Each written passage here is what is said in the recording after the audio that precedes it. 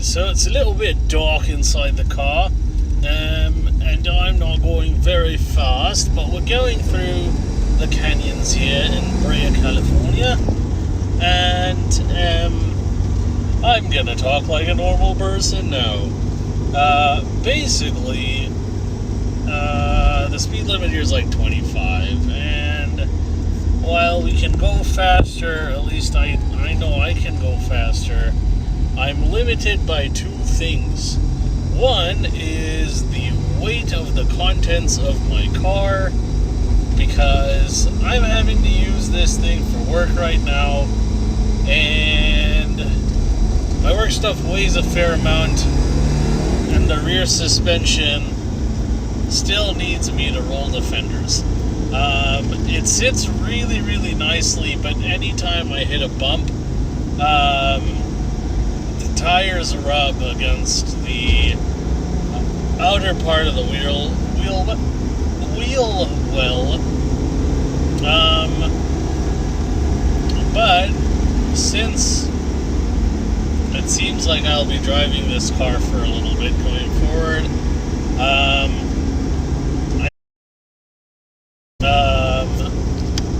my Volkswagen, which is my work car, comes back to me tomorrow.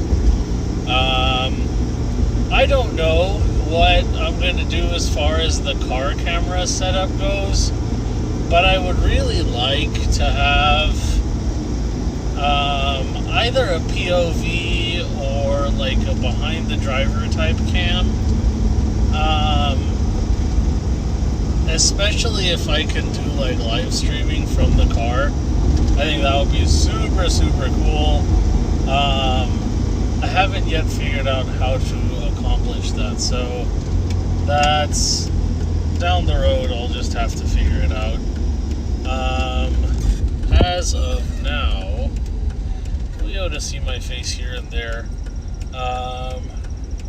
Obviously, not as well as we'd like. But let's try something. Let's see if I put you down. If I rotate us 90 degrees like so.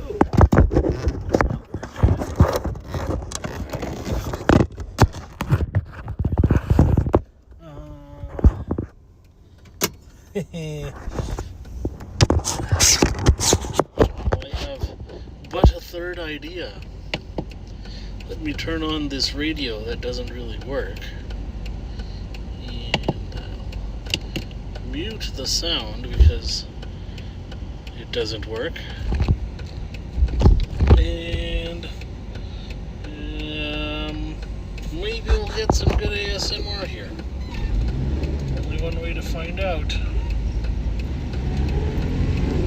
and that's by going home.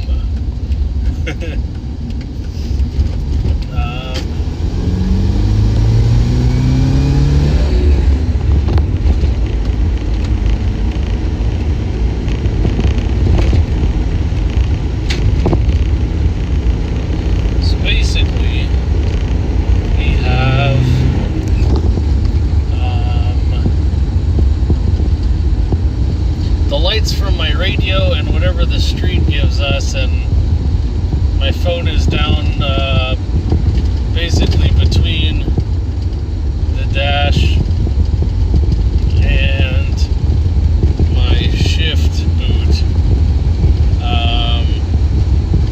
angled this way up my face. See, what I would like is like for there to be like a POV cam, but also like my sitting posture is not very good, so we'll have to figure that one out. I'm not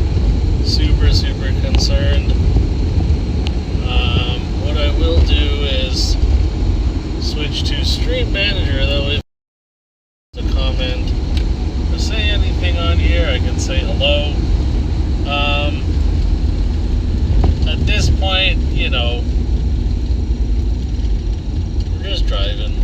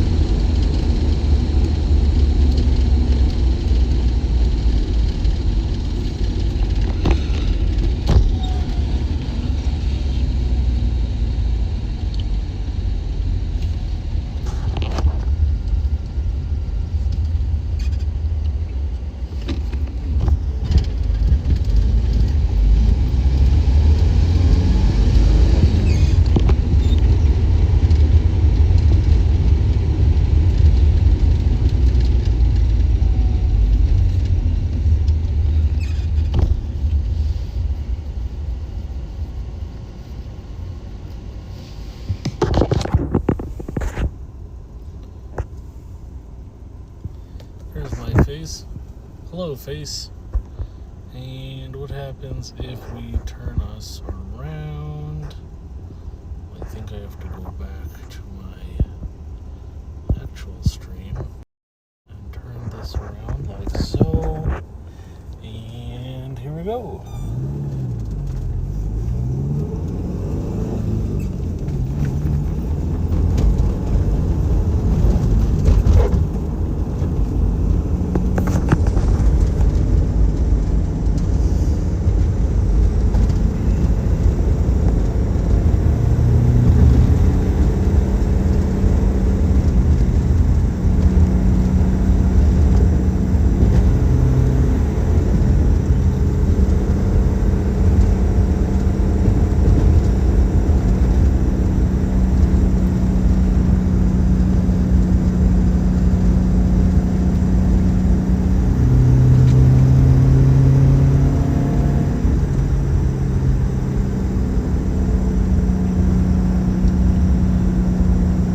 Anyways, we'll do this until I run out of battery because I've got about 30%. I think that's enough to make it home. So you can see by the clock on my dash, it's 7:20. Gauges are still okay. We're just using third gear to climb up this hill here. I do have some sort of a overheating problem with the car. And as you can hear when I go over the bumps, there's that little scrape. So the scrape that you're hearing is actually the tire, the outside of the tire rubbing on the wheel well. It's simply two things. One is my fenders are not rolled, and for the fitment of the tire and wheel combo that I'm running, you have to have, you have to roll the fenders just a little bit. I was hoping I could get away with not having to do that, but realistically there's really no downside to it, and at some point I am, for both the cars, going to kind of, and so I think it's going to be when I strip them, but when I strip the silver one, which is due to have the swap done hopefully sooner than later, basically we're going to take pretty much the entire drivetrain out. Careful. We're going to take the whole drivetrain out. That car has already been widened in the rear, and so the fitment on it is great.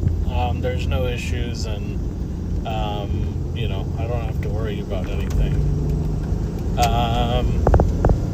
So what we're gonna do instead, for that car at least, is just kind of bring the car back down, lower it to kind of our desired ride height, and then we'll just have to drive it to kind of see how it feels and what looks good. Clearly traffic isn't over yet. It's, you know, I don't know, what day is it? It's Tuesday? No, it's Wednesday. It is, 7:30 on a Wednesday, and we're still kind of going on the busy roads here. Trying to make our way through, but it's not as easy as it looks, and kind of as people decide where they want to be, we're also gonna figure out where we are, but I'm just following my wife home for now.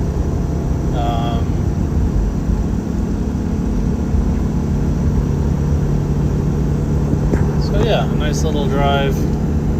I figure this is some type of streaming that would be pretty cool to do.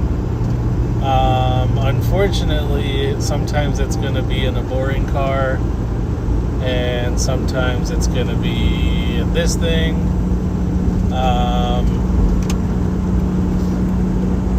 But that's okay. Let's see. Well, how was everybody's day?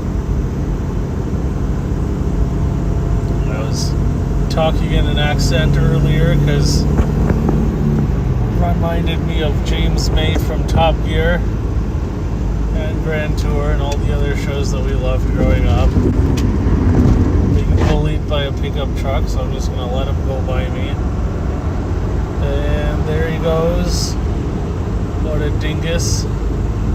Big tires won't save you, buddy. Sir Laramie with his short bed crew cab.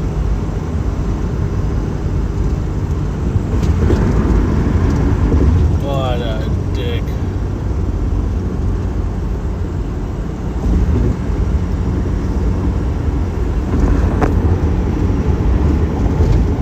This is why we don't make trucks our personality.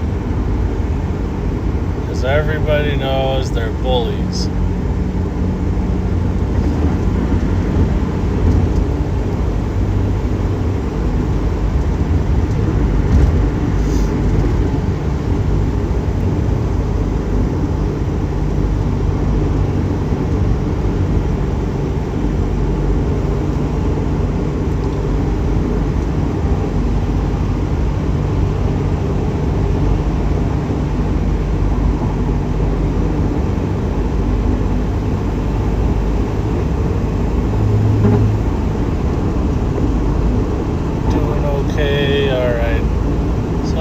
End up switching hands and one of these. It's not a bad view. At least I don't think so. You got a nice hood scoop and you get the road and all the bounciness.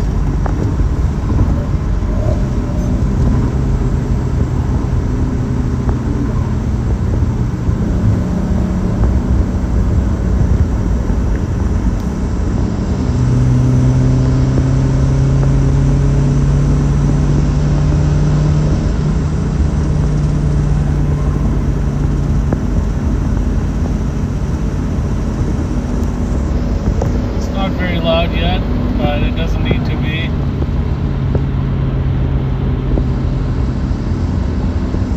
The wheels being as light as they are, I've noticed have made a really big difference in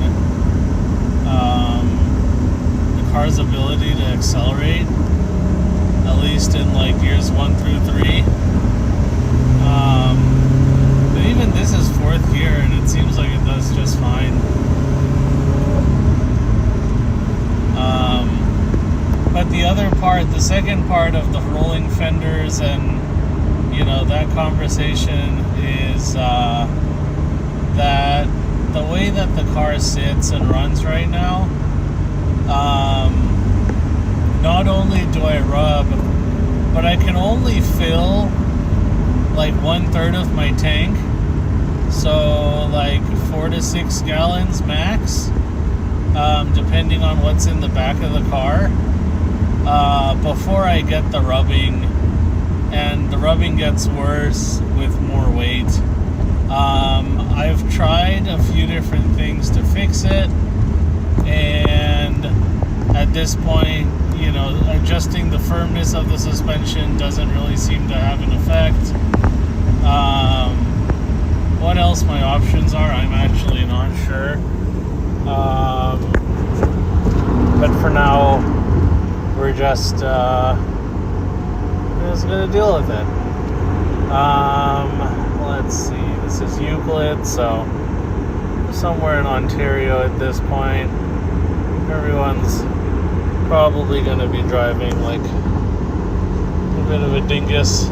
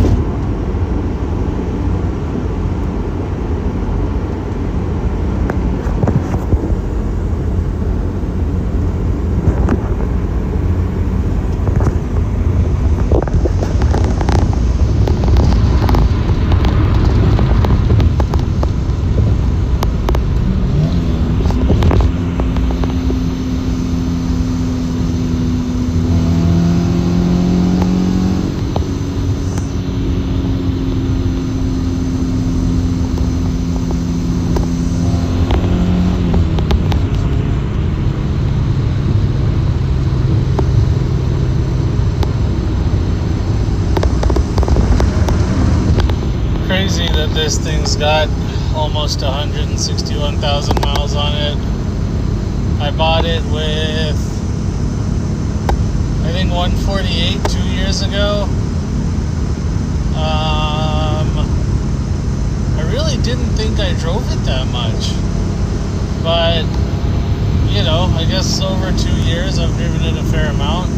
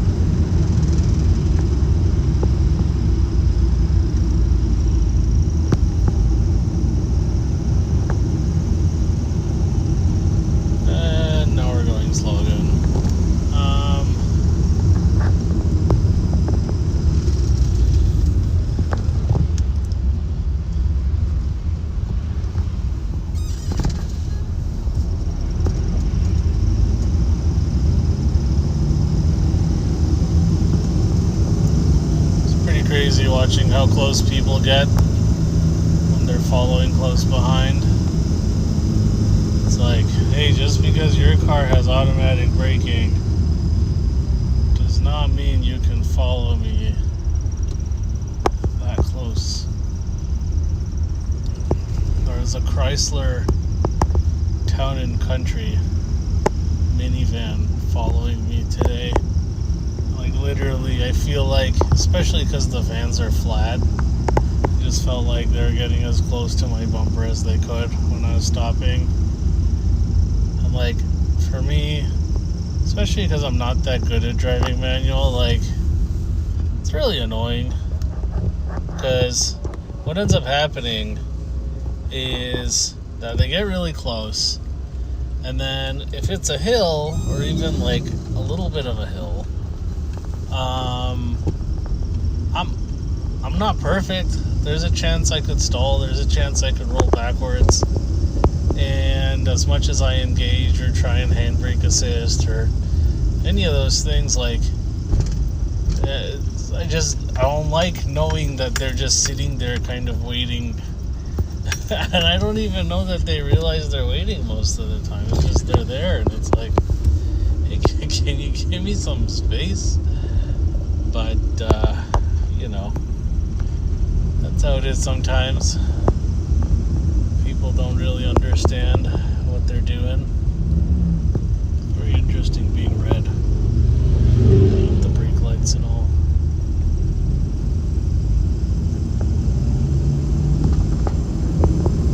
I also feel like my sense of center, or at least where I think the center line is in this car, is kind of funny, because I always feel like I'm looking at the hood scoop and it feels like it's way off to the right, so then I'm having to adjust and overcorrect. But then if I do what I'm supposed to and I go off of my two side view mirrors, I'm like, hey, wait a second, I'm not actually way over to one side.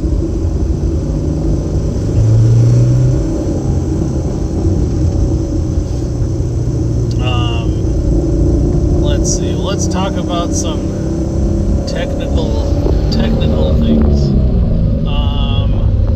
Except for I'm going to talk about it very surface level. So there's something that Subarus are known for, and it's called the burble.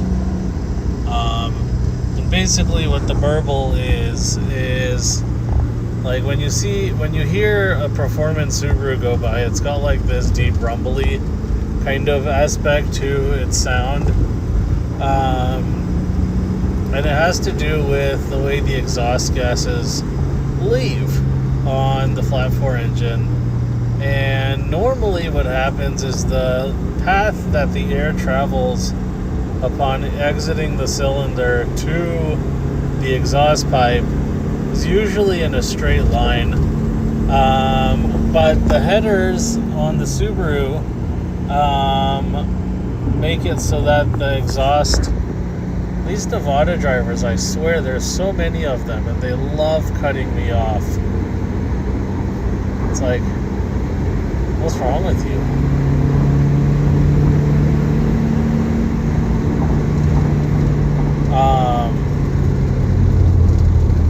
But regardless, the unequal path that the exhaust travels causes basically turbulence, and you hear it sonically as it comes out the exhaust, and it's kind of what gives Subarus, or at least now older Subarus, their signature burble. And so it's kind of the EJ sound, so to speak. These non-turbo 2.2s are extremely robust as they are. The cylinder walls are not very thick, so just applying a turbo kit to this cylinder block doesn't really work. And so instead what happens, honey, I think we're supposed to be taking the 15 north here.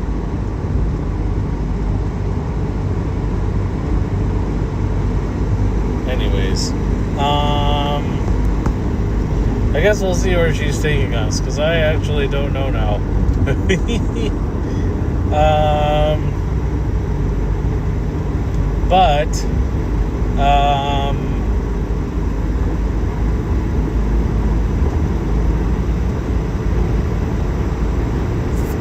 What was I saying?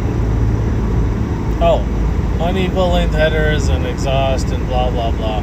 So yeah, these 2.2s don't have that, and that's why it's kind of a smoother, less loud and rumbly sound.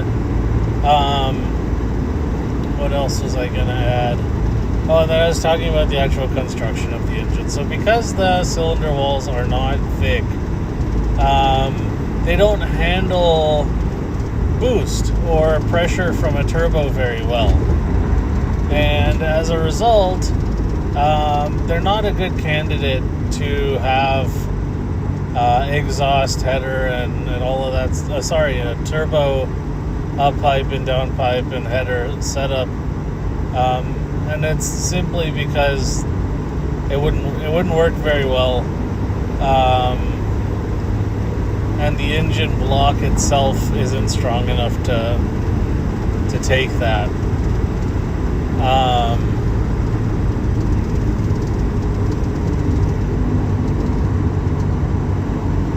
Let's see, I guess the person in front of her is not driving very fast.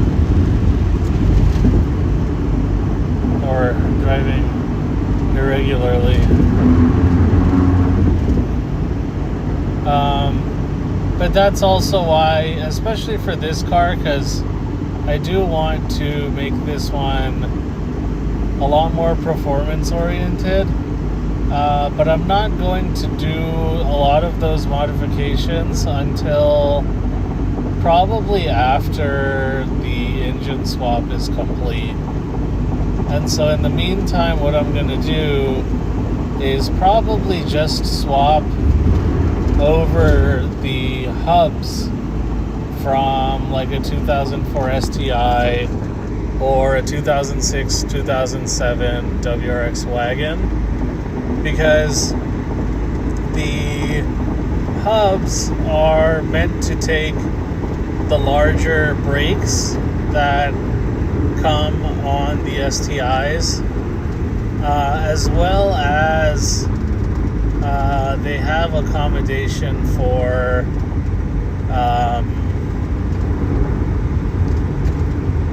the bolt pattern for the wheels that I've already got, because all STIs from 2005 onwards have a 5x114.3 bolt pattern, which is pretty common. It's used all across Japan. But the 5x100 bolt pattern, which all WRXs from, I think, 1993 all the way through 2007 are 5x100, and then all STIs from 94, 95 all the way to 2004 use 5x100. And so it's something to consider when making the choices for wheels and other parts as well. And it's something that regularly people will talk about. Anyways, we'll leave it there. It's been about half an hour, and I'm going to focus on the drive here. Once I have a better camera set up, I'll take you guys on for more drives. Have a good one. Bye.